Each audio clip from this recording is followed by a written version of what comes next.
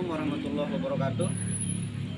Kita masih berada di Yayasan Pondok Pesantren Darul Quran untuk mengetahui bagaimana pembelajaran atau kegiatan yang dilakukan oleh santri putra Pondok Pesantren Darul Quran.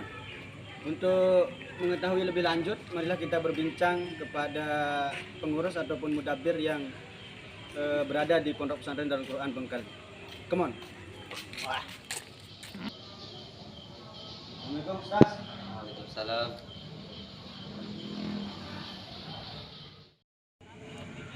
Kami dari Universitas Nahdlatul Ulama, Prodi Sistem Informasi. Tujuan kami ke sini untuk mengetahui bagaimana kegiatan para santri, kegiatan belajar mengajar para santri mulai dari dia bangun, makan maupun di pengajian.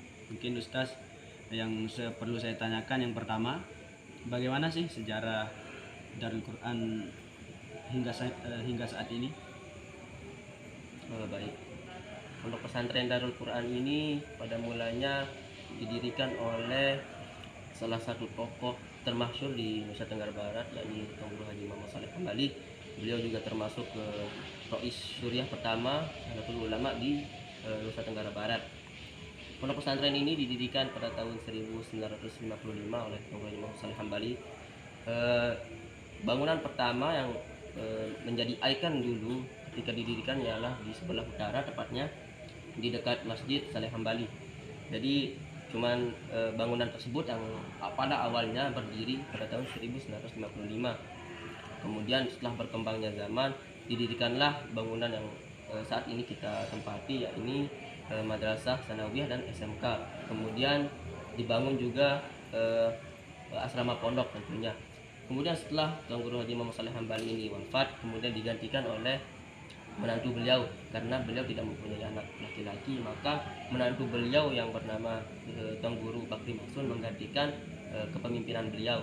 Sehingga pada saat itu setelah kepemimpinan Tuan Guru Bakri Masun ini selesai, maka digantikan oleh salah satu anak beliau, yakni Tuan Guru Haji Harisus Sabri, hingga sampai sekarang. Kemudian pengajiannya banyak sekali, kitab-kitab yang dikaji di pondok pesantren ini, salah satunya kitab Matan Jurumiyah, kemudian Tasawuf Jidan, kemudian Bulughul Maram, dan banyak sekali kitab yang dikaji. Kemudian kegiatan para santri dari semenjak tidur sampai dengan tidur lagi itu kita di sini mengadakan program, yakni setelah jam 3 pagi kita dibangunkan untuk sholat tahajud. Kemudian setelah itu menjelang subuh kita mengadakan diskusi ringan lah, diskusi sedikit untuk menjaga waktu subuh tersebut. Kemudian setelah sholat subuh dilaksanakan, kita mengaji seperti ngaji waqiah, yasinah, semacam itu. Kemudian paginya anak-anak santri, baik itu putra maupun putri di sini melaksanakan sekolah seperti biasanya. Kemudian setelah pulang sekolah barulah mereka ngaji diniyah. Diniyah ini salah satu program unggulan kami di sini, yang dimana sudah alhamdulillah tahun terakhir ini berjalan dengan lancar. Kemudian setelah itu sorenya barulah teman-teman atau anak-anak santri ini setoran hafalan, baik itu dari murajah maupun tahsinnya, seperti itu. Kemudian setelah maghrib mereka sholat berjamaah bareng, kemudian ngaji kitab, entah itu kitab fikih ataupun kitab nahwu dan sebagainya. Kemudian isanya dilanjutkan lagi dengan sholat berjamaah, dan setelahnya itu diisi dengan kajian-kajian kitab seterusnya. Mungkin seperti itu kegiatan kami di sini dari teman-teman atau anak-anak pondok pesantren Darul Quran. Mungkin seperti itu. Mungkin yang kedua Ustaz, mengenai biaya atau yang harus dikeluarkan oleh adik-adik santri ini, apakah besar atau gimana untuk masuk ke pondok itu? Jadi biaya yang dikenakan untuk teman-teman atau anak-anak yang mau mendaftarkan diri ke pondok pesantren ini itu beragam.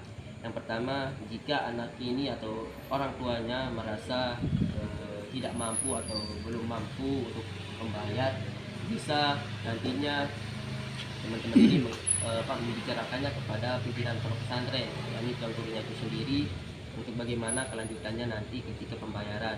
Jika anak didik ini tersebut belum mampu, bisa dikenakan tidak ada biaya sedikit pun ataupun alias gratis. Kemudian yang kedua, jika orang tuanya merasa mampu untuk membayarnya, bisa membayar ke pengasuhnya, yaitu sekitar 250 per bulannya. Jadi seperti itu, lengkap dengan fasilitas listrik maupun airnya, seperti itu. Mungkin Tiang boleh bertanya sama adik-adik itu ya. Ya, silakan. Gimana adik-adik, apakah betah tidak mondok di sini? Mungkin ada kendala gitu dari semua kegiatan ini? Tidak ada ya? Mungkin sekian yang bisa saya tanyakan ya Ustaz. Terima kasih. Baik, Assalamualaikum. Waalaikumsalam. Demikian perbincangan kami bersama pengurus atau mudabbir Pondok Pesantren Darul Quran mengenai bagaimana sejarah berdirinya Pondok Pesantren Darul Quran ini sampai dengan bagaimana kegiatan pondok, santri maupun santriwati. Demikian dari kami. Wallahumma fiqh lo kami torek. Assalamualaikum warahmatullahi wabarakatuh.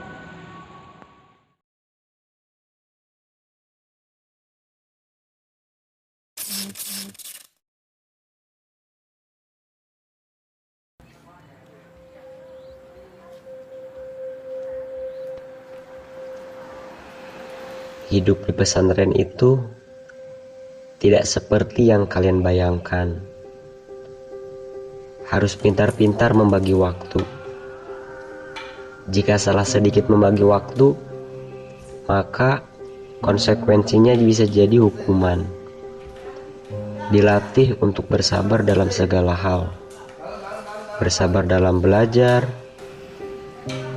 bersabar dalam kesederhanaan, bersabar dalam kehidupan, juga bersabar dalam menahan kerinduan kepada keluarga.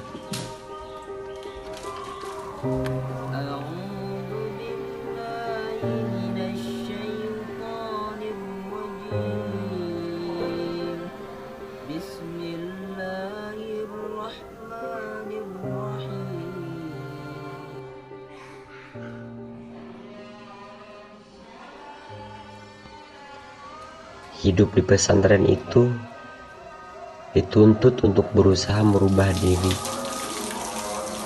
Yang awalnya tak peduli menjadi peduli.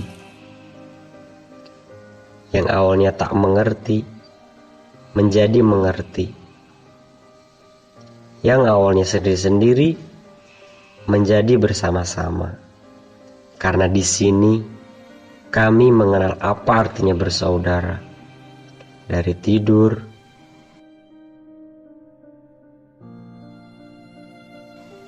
belajar, sampai makan pun kami bersama-sama.